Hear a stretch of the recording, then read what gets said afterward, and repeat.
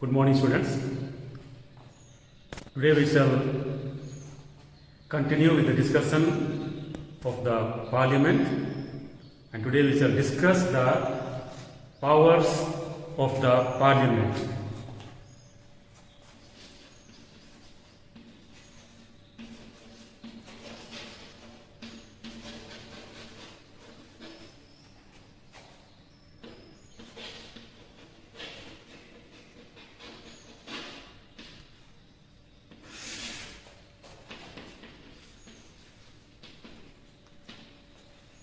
The powers and the functions of the Union Parliament.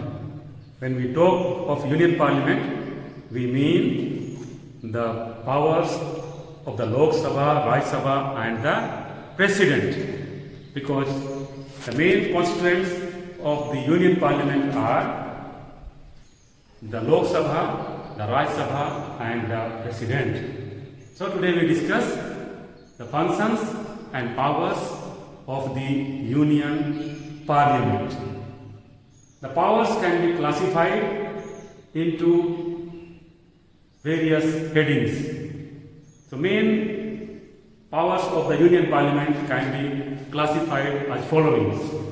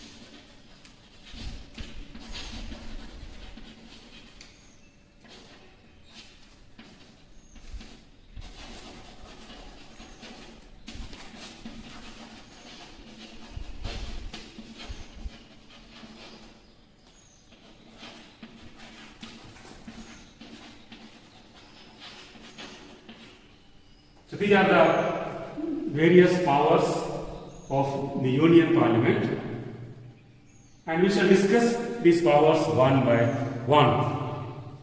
So you should know what the legislative powers are. It's not enough to write just the legislative powers, financial powers, powers to control the executive, judicial powers, electoral powers and exclusive powers. No, you have to write what legislative power means. What is that included in the legislative powers? And legislative power is law-making powers.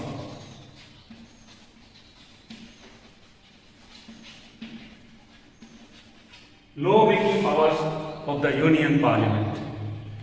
We know that India has the federal setup. That means in India we have two levels of governments. We have the union government and we have the state governments. So all the powers are divided between the central government and the state governments. So here also, when we talk of the powers of the Union Parliament, we talk of those powers, those areas, those subjects on which the Union Parliament can make laws. So again, the areas or the jurisdictions or the subjects can be divided into four main groups on which the Union Parliament can make laws. So four main groups are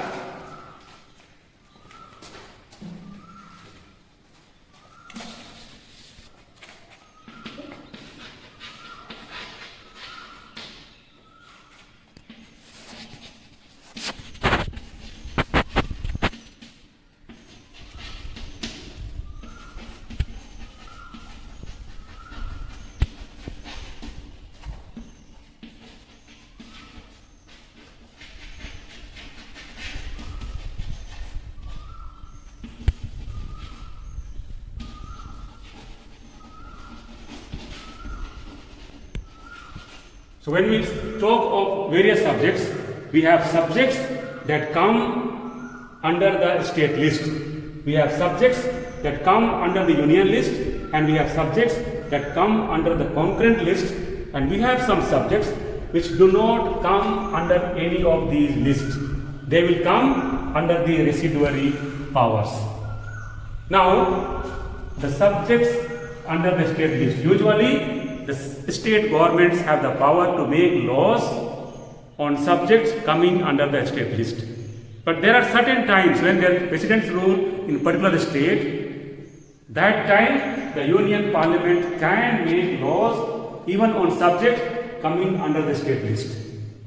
Then we have the subjects that come under the Union list.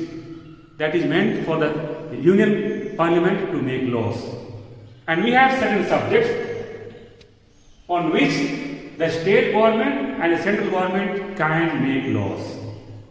So if state governments are free to make laws on those subjects, central government also can make laws on those subjects.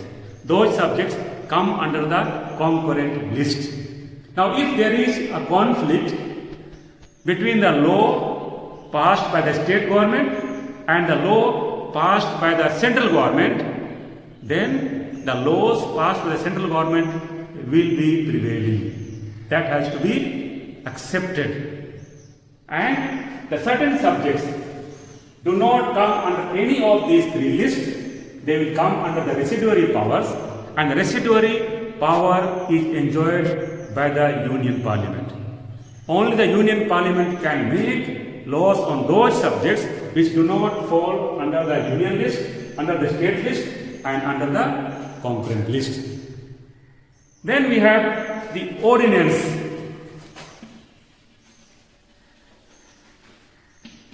Last time we learned what ordinance is.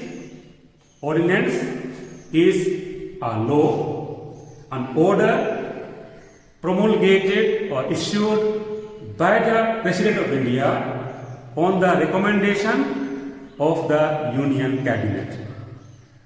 So only after the Parliament approves, the President can promulgate an ordinance. Therefore, it is the law-making power of the Union Parliament. And the President can issue an ordinance when there is no parliamentary session. So these are some of the law-making powers of the Union Parliament. It is also called the legislative powers of the Lok Sabha, Rajya Sabha and President. Then we move on to the next power, the financial powers.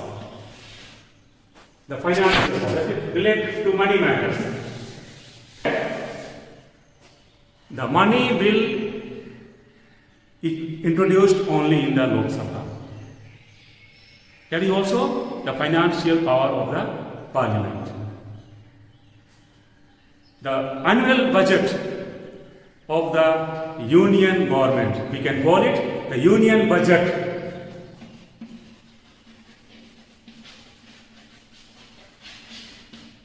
Union budget is approved by the Parliament. Only after that, the budget has to be followed. We also have the supplementary grants.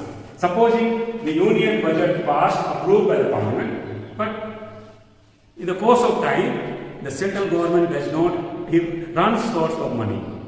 The budget approved was not sufficient.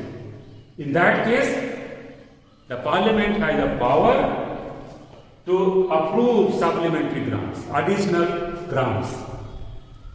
Then the salaries and allowances of the members of Lok Sabha and Rajya Sabha are determined by the Parliament. So these are the four financial powers of the Union Parliament.